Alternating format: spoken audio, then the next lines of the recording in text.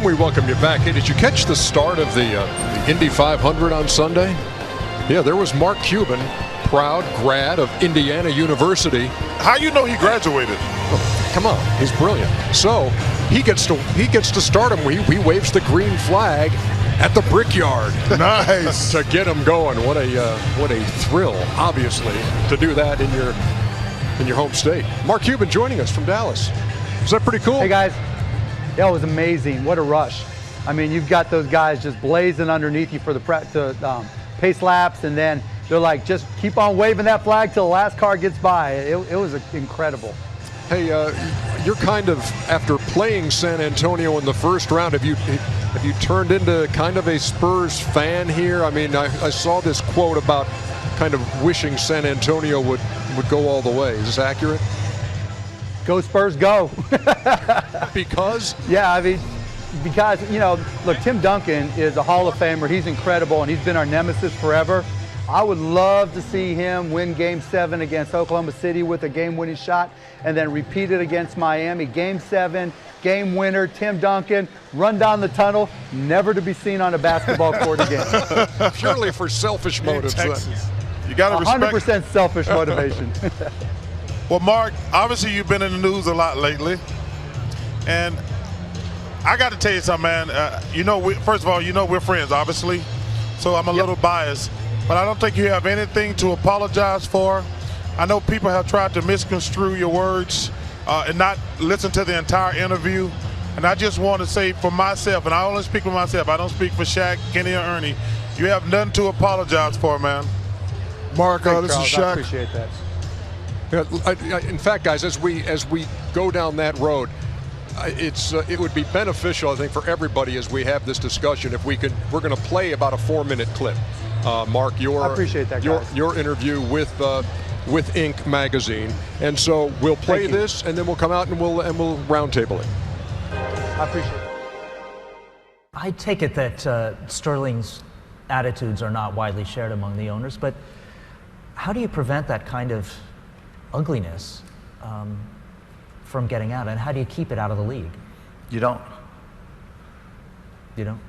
There's no law against stupid. You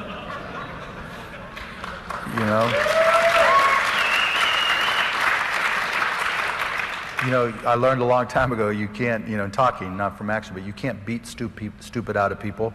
You know, you can't talk stupid out of people.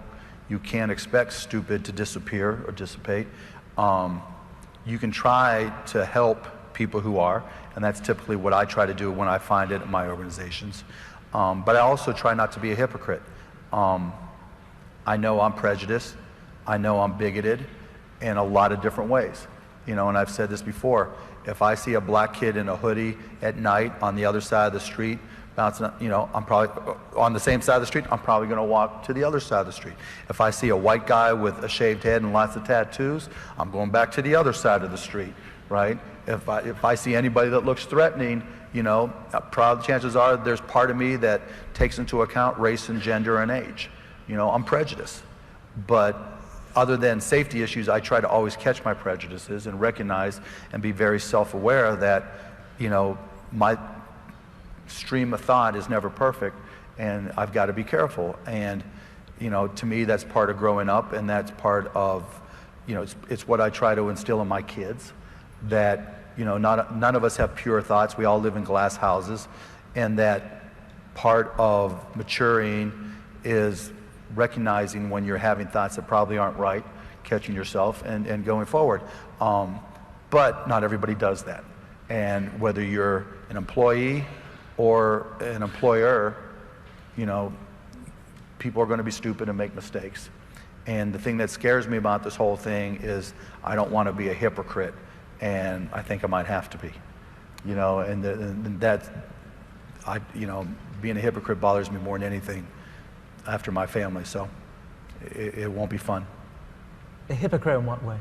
Well, I just sat here and said I'm a bigot. I just didn't say it out loud.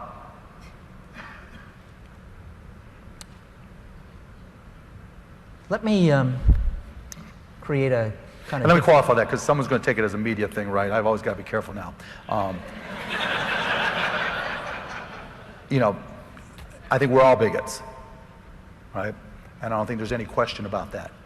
But I also think that I was raised, I remember when I was, one of my earliest memories, my father telling, my uncle was the superintendent of the DC school districts in the 60s, all right?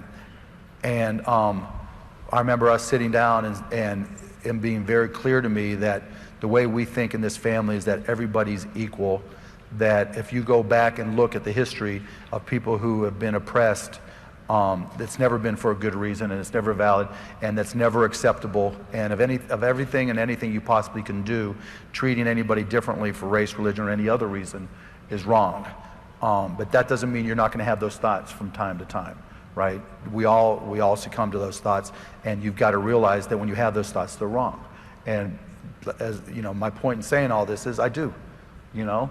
Like I said, I'll go to the other side of the street. But to me, that makes me a hypocrite in some respects by trying to hold somebody else to a different standard. So I'm sure that'll be all over the place, but